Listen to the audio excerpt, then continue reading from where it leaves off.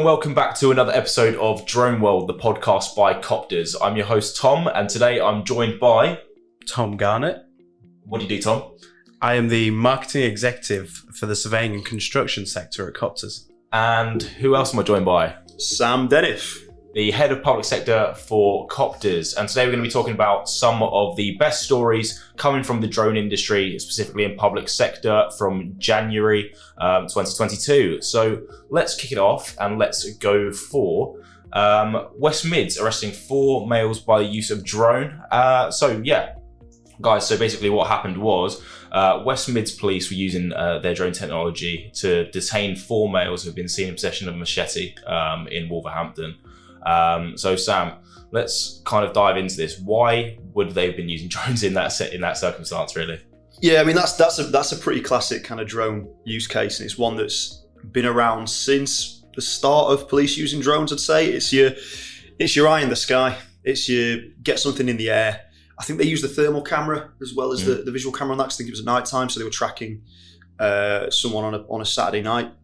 Use the thermal camera, make sure the ground teams know where the guys are, and also that you can tell that there's 4 of them. Potentially see that they're carrying stuff. I think you say they're carrying a machete. Yeah, possession of a machete. Yeah, so if you can tell that they've got weaponry, you know that it's not a case of let's just approach them and have a chat. Maybe you need specialist officers to be there. So it's tracking them down, make sure you know where they're moving to, and making sure your ground teams are coordinated, basically. Yeah, because it was Wolves Police, West Mids drone team, and then West Mids firearms department. So obviously, so they'll have called the firearms, seen that there's someone with a weapon, called the firearms team in. Might have saved them a bit of time rather than having to do it by ground, or even if they might have had to call in a helicopter. That'd have taken a chunk of time up, and also probably cost them quite a lot of money as well to do that. Yeah, I mean, entirely weather dependent as well, because we've got drones you can put up in the sky immediately. If you have to wait on MPAS, again, takes a bit of time, but also reliant on the weather as well there. You know, if they have a weather turn, then your helicopters, high winds, might not be able to arrive as well. Is that not right? Yeah, and I mean, don't get me wrong, most drones, especially probably what they used here, you can't fly in any conditions. It's not like they could throw them up in a hurricane, but certainly some conditions that you can't use the helicopter and you can use the drone, and vice versa. But it's more just the speed and the cost are the main benefits. So I imagine with it being the West Mids Police drone team, they're quite a big drone team. They've been going for a while. We've supplied them with kit and training for probably 5 or 6 years now. They've got a lot of pilots trained up. They've got a lot of equipment. They're pretty far advanced. So I imagine they just had a drone and a pilot available to react very quickly. So they've got someone there really quickly, got the drone in the air, located I think it was 4 people, and sent ground teams in from there. If it was hammering it down with rain, they might not have been able to use that. They might have had to call in a helicopter or whatever else it may be. But if they can use the drone 70-80% of the time, then it's a huge benefit. And I know especially these guys, they do have drone kit that can be used in really poor weather as well. It just might be that it takes them a bit of a longer time to get that set up and to use it. I think that highlight of speed is really important. I think for a situation like this, you really want to be getting intel as soon as possible. Oh yeah, I mean, you don't want a guy running around with a machete for a second longer than he has to be, really. Do you? That's the long and short of it. And if you can. We've done some stuff with this kind of drone where it tests of how quick you can get it in the air from the box, and it tends to be that a minute, 90 seconds, maybe a maximum of 2 minutes, and you can be in the air with a drone like this. So you can react pretty much instantly to anything like this that happens. Yeah, 100%. And as we said, that situational awareness. Traditionally, you might be acting on out of date intel. Mm-hmm. You've always got that eye in the sky. You can see if people are trying to dip out the back of the house, over the fences, etc. You've got them surrounded, so everyone knows. When you're going to be confronting someone, no one's left in the dark, which is obviously the main aim. We want everyone coming back safely as well. Yeah, and there are some really, really cool, innovative, kind of forward-thinking applications with drones that public safety people are experimenting with at the minute. This isn't one of them. This is just putting a drone in the sky and using it for good. And it's easy to overlook that, especially when we get on later onto the sort of survey grade applications and mapping and LiDAR and all that kind of stuff. But this side of things is where it started, and I don't think it'll ever be made redundant by anything else. It'll always be a case of, if you can get something in the sky to be able to see where people are and gather more information, it's always going to be a huge benefit. Yeah, 100%. I mean, similar sort of situation. We'll go on to Avon and Somerset Police arresting man after a 17-hour standoff. Now, in this situation, they've been using a Coptrz 300. Now, we bang on constantly about how good a drone this is. Yeah, good bit of kit. Very good bit of kit. Obviously, 17-hour standoff, you'd imagine they've got, full battery packed, battery stations, constantly keeping the drone in the sky. I'd say what they've probably done there is they'll either have, I don't think they've got a tether. I didn't see one mentioned anyway in the story, so they might have done it, might have just not been picked up by the news. But if not, what they've probably done is got loads of batteries charged up, and they've just brought the drone down and cycled them, and then have a generator or some way to charge in the back of a vehicle like a van, and that way you can land for 15-20 seconds and be back in the air. So I imagine that's probably what they did. Or they might have had two drones, and they might have put one up while the other was coming down, and just cycled it that way. But yeah, 17 hours, that is a long time to be, never mind the drone, that's a long time to be flying a drone for. So hopefully they had a few pilots that got to rotate during that. Absolutely. I mean, we'll put some more context around this. So in Weston, down in Somerset, we've got more than 20 houses evacuated after someone was basically threatening life around there, and they had drone, firearm, medical and fire personnel on there as well, attempting to de-escalate the situation with trained negotiators. So obviously having the drone up there, and one of the best things about the M300 and the right sound is that we've got the hot swapping capability. So I know you said about 15 seconds, but just explain how that works. Yeah. So obviously, most drones have one battery. So when that battery comes out, it's off, as is always going to be the case. With the Coptrz 300, it takes two batteries. So what you can do when you land it is take one of those batteries out and put a new one in. So it'll keep running off the second battery, and then put in the second battery. So it's kind of hard to explain. It's really hard to explain when you can't picture it. Yeah, pop one out. So you can do a better job than me. You pop one out, pop another one in. We've got a camera on here, so we might be able to. Like this. There you go. So you pop one in, pop another one out, and basically the drone never turns off while you're switching the batteries. So it lands and takes back off without you having to reset anything. It doesn't have to do any calibration. The camera doesn't have to spin around in the gimbal like it does when it turns on. It doesn't have to refind its GPS satellites, any of that stuff. It can be back in the air as quickly as you can change those batteries over. And it can be, with a bit of practice, it can be 10-15 seconds.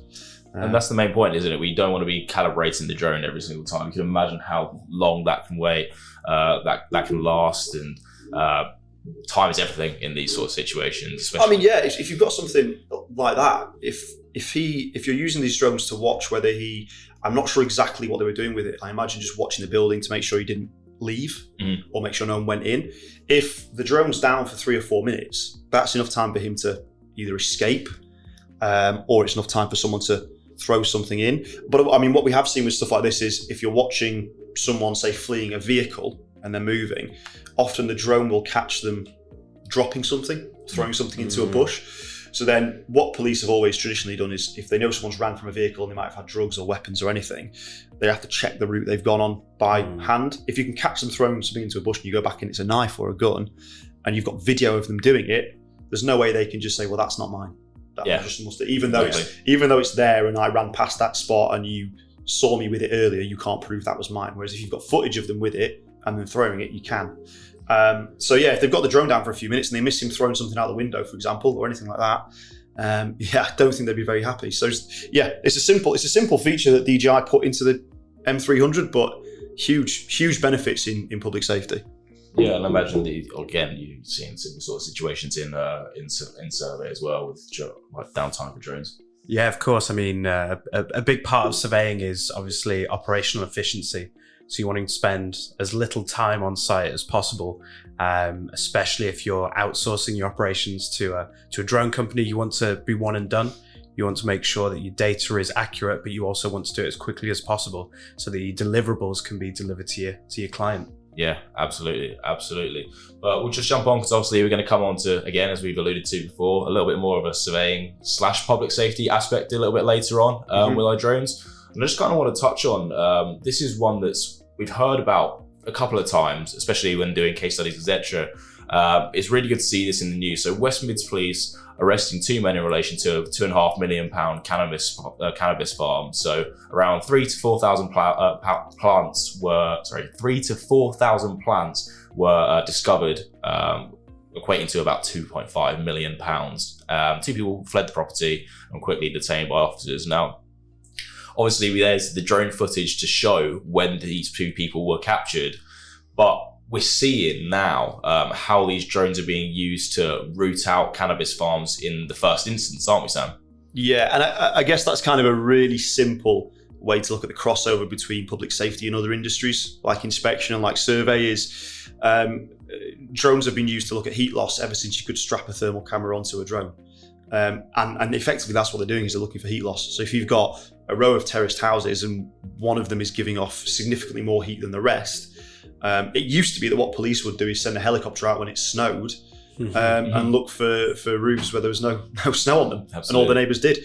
And now they can do that any time of year using drones. And when you've got something like, for example, the Mavic Enterprise Advanced, where you've got a really high-res thermal camera on a drone that is, I was going to go this big, but it's not much use for people listening. So sort of, I don't know, the size. Sort of a box size. Yeah, the size of a shoebox. Yeah, if you've got a drone that big, you can put that up in areas and it's relatively inconspicuous. You're probably not going to get members of the public coming up and accosting you and shouting at you, at least not as much as you would if it was a much bigger piece of kit.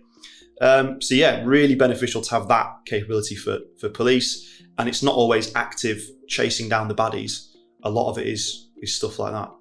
And that's the great thing as well. I mean, obviously, when doing searches, arrests, etc., you have to obtain warrants beforehand as well. So using drone technology and being able to record this evidence, you can then put that forward and say, we have sufficient evidence to believe that there is X going on in this house. And you can put that forward to your seniors, realistically, can't you?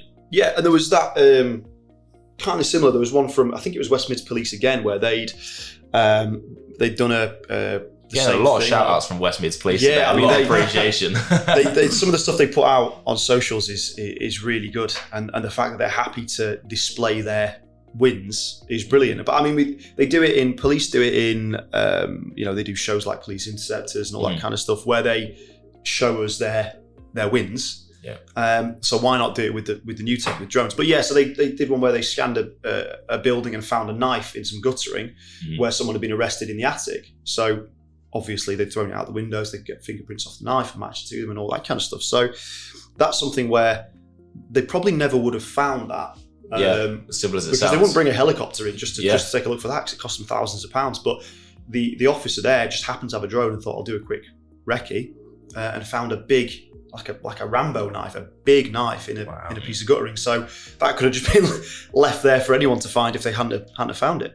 Yeah, that's it. So much missing evidence that can potentially just be gone and, not be used. It could be the difference between someone being prosecuted for a crime and, or not being out on the streets still at large. So yeah, exactly. It's great to see that it's making a difference to so many lives out there. Last story before we get on to a little bit of new tech is the Lincolnshire Police and Fire have been tackling the Hemswell fire. I'm stuttering today. Lincolnshire Police and Fire tackling Hemswell fires using drone technology. So I think that's still going, isn't it? It's still going. Yeah, it's still going. Huge. I'm really hoping by the time that this podcast comes out that it's stopped. Well done to everyone that's been dealing with it. It's been going for about a week now. So Thursday, the 27th of January, it started. Around 30,000 hay bales caught alight. And due to strong winds from Storm Malik and some ashes sort of blowing into these hay bales, something small as that. And I think if anyone listening wants to get an idea of it, if you Google it and look at some of the pictures, it looks like hell. It looks like, it's literally it's like a mountain's on fire. Yeah, it is absolutely horrendous. And I can't imagine how awful, firstly, how awful it is for, I imagine, the farmer or whoever's land it is, but then also for the guys who've got to we've got to try and put it out and contain it. Yeah. That's got to be a really tough job. Yeah, I mean, they've had help from Nottinghamshire come over to help sort of contain it. There's a fireworks factory actually just down the road that's being shielded from it. It always seems to be in these sort of situations that there's something flammable in a conveniently a paper placed factory. Yeah, conveniently placed fireworks factory. But yeah, I mean, hopefully everything's going on. But basically, what they're using the drones for is to sort of measure the spread of the fire, and then also to see, you know, whether it's cooling down, I guess is the simplest way to put it, really. Yeah, I mean, what they'll probably do as part of one aspect of it is just sort of for training and just for monitoring. So just gather footage so you can use it in future to see how these things develop. Another aspect might be making sure that people aren't going to get too near it, because as we all know, in this day and age, people love to just take photos of things they shouldn't be anywhere near and shouldn't take photos of. And there's a reason you don't want to get too close to what was it, 30,000 bales of hay that are on fire. Maybe stay away. Probably not the best idea to try and get a photo of that for Instagram, but people do it. So you can use drones to make sure there's people not getting too close. And then the other one is to look at the kind of the hotspots and where to target it, and just use it as additional info to make sure you're directing your resources to the right area. It's kind of giving me ideas of moorland fires. You know, when you see fires up on the moors in like the Yorkshire moors that burn. I know the Greater Manchester weeks. Fire had I think it was about 2 or 3 years ago, they had a big struggle. I think they worked with South Yorkshire and basically the whole West Yorkshire, the whole region. But yeah, they had a big issue with moorland fires. The thing with those is you often can't see them because they'll often be burning sort of basically underground. It's terrifying. Wow. Yeah, and you can just see smoke coming out in certain areas, but you can't actually really see from the sky. You can't see it burning. So using a drone there to pick up hotspots, you wouldn't see that it's still burning without using a drone. That was a big use case a couple of years ago. Yeah, really good. I mean, I haven't heard of that, but that's amazing. Realistically, it really gives perspective on how to tackle these sort of things. But yeah, I mean, we'll bring you in, Tom, because we've had you sitting around for nearly 20 minutes now. So let's talk LiDAR, let's talk mapping, and let's talk about how it can be used in public safety, because it's a relatively new sort of use case that we've had and we've seen coming in the last sort of couple of months or so. I mean, there's been some sort of pioneers, but a lot of people are kind of testing around with it, isn't it? So just pretend we don't know anything about it. Just pretend. Yeah. So LiDAR. So LiDAR is something that's been. What does it stand for? LiDAR stands for. Nobody saw that. Light detection and ranging. It's something that's been available or been used in surveying for years and years. You see base stations and you see, you know, the stands with 3 legs with a LiDAR mount on the top. And they're basically used to create a 3D image of your surroundings. And increasingly now they're being attached onto drones because they've been made lighter. And it now means that the companies can now get a much richer, a more detailed image of buildings, of topographic areas. And it just means that instead of having to use, let's say, a LiDAR mount that's on the ground, you can now use that in the air, whilst previously you'd use a photogrammetry payload in the air and LiDAR on the ground. Yeah. I think that there's some obvious, well, maybe obvious for us, hopefully obvious for police and fire as things develop, use cases for it. I think the idea initially especially with police and fire, was that the accuracy you get from sort of general photogrammetry was fine, and they didn't really need it to be absolutely accurate. They could just have it be sort of relatively accurate.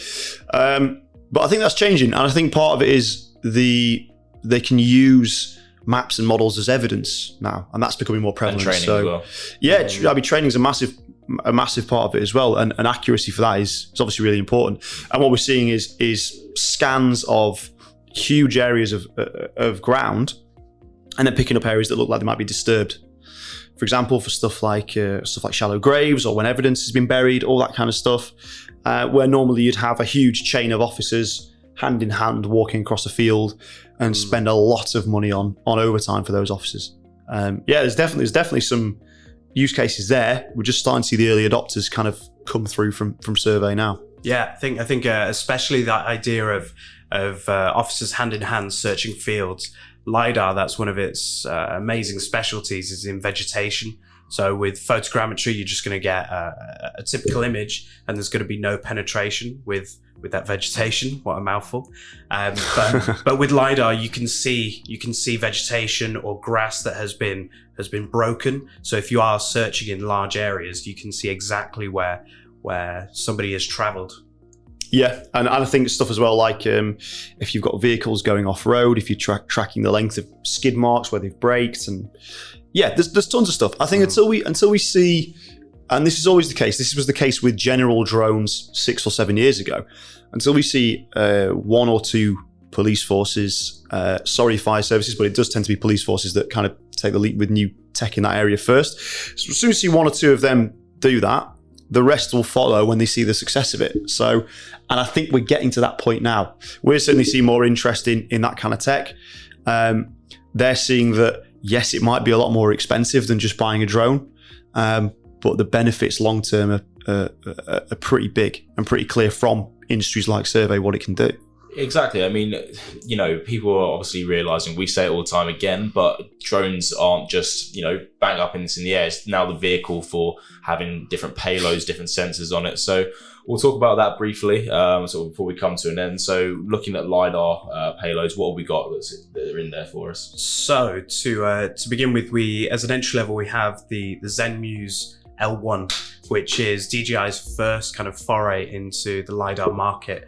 Has a Velox sensor and an integrated RGB camera, so it does mean that if you are collecting those LiDAR point clouds, you can colorize that data. So if you are trying to reconstruct a crime scene, if you are looking at something like a car crash, you can fully map out every detail and then colorize it to ensure that, let's say, pieces of the crime scene, you can spot different pieces compared to the tarmac or things like that. I'm really glad you explained that, because I didn't understand a word of what you said at the beginning. Yeah, I've been sat here kind of just absently nodding along. And look, to be fair, this is the good thing. We have survey experts in-house like Tom and like his colleague James, and we have people in Coptrz that understand and know this kit. Not all of us do understand and know this kit, but the great thing is you don't have to be a surveyor to use it. No. I think is what we're finding. So if you're in the police and you heard that and went, I don't know what any of that means, but you might have picked out a couple of details of that little bit there might be useful, but I'm not sure how we do it. You're who we want to speak to, and you're who we want to get in touch with us, because we can try and translate that and make it make sense and show you how to get that output that you need. Mm-hmm. And I think the nice thing that we're seeing is, because DJI is potentially leading this charge into LiDAR being used in public safety, they're using a lot of the lessons that they've learned from their commercial level drones into the software that is used for your LiDAR payload. So it's not this kind of big scary payload to be used anymore. It's as simple as plug and go, and then you look at the data afterwards and you're getting some incredible accuracy, and it's going to be awesome for crime scene reconstruction and things like that. I think that plug and play is super important. And my experience working with police, fire, military, to a lesser extent, search and rescue, private security, all those kind of guys, their day job comes first, and the drone side of things always comes second, which is absolutely fine. But if you give them something that's overly complex, they're going to look at it once and go, I don't know how to use that, and it's going to sit in a store cupboard and never be used. And that's the last thing we want. So a huge part of what we do is not just providing the equipment and going, off you go, try and see if you can get that to work. It's all the support that comes with it. And manufacturers like DJI have made that a lot easier, because their kit's really easy to use now, and you don't have to be, as we said, we don't have to be an expert to use it. Yeah, just dipping away from DJI quickly, because there is one new product that we have had coming onto the market sort of back end of last year, is the Emerson Hover Map. So do you want to talk us through that quickly? Yes, so Hover Map by Emerson, an Australian company, founded in the last few years, is a SLAM-based mapping payload. So SLAM means that you'll be getting the location as well as the mapping capabilities. So when you are creating those really in-depth 3D maps, it's also going to be localized, so you can later take that data and exactly place your images based on those point clouds. But I mean, the beauty with Hover Map is that it's versatile, so you can connect it or add it onto your drone capabilities, but you can also walk with it. You can attach it to a vehicle. So if you are looking for something that can really kind of give you those LiDAR capabilities throughout your whole operations, hover maps, wicked. It really does it. Yeah, and I think we're seeing the starts of some interest in that kind of tech now. So we've had a couple of police forces we've shown it to, and there's definitely an interest there. We're going to have to get over the cost of it, because that's one barrier. It is more expensive when you're used to buying a drone for a couple of £1,000s.